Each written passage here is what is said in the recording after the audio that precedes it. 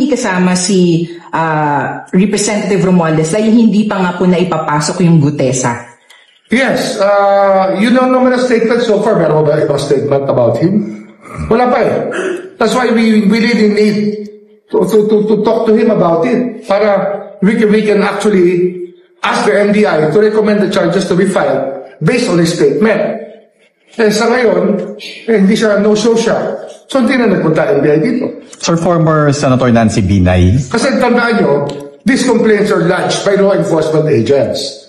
Kaya, we always have the NBI on hand to vet the statements.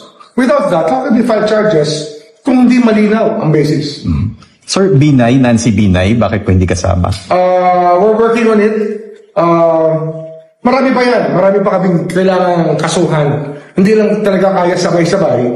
And besides, we want to work with the ICI already about all of these people who have to be brought to court.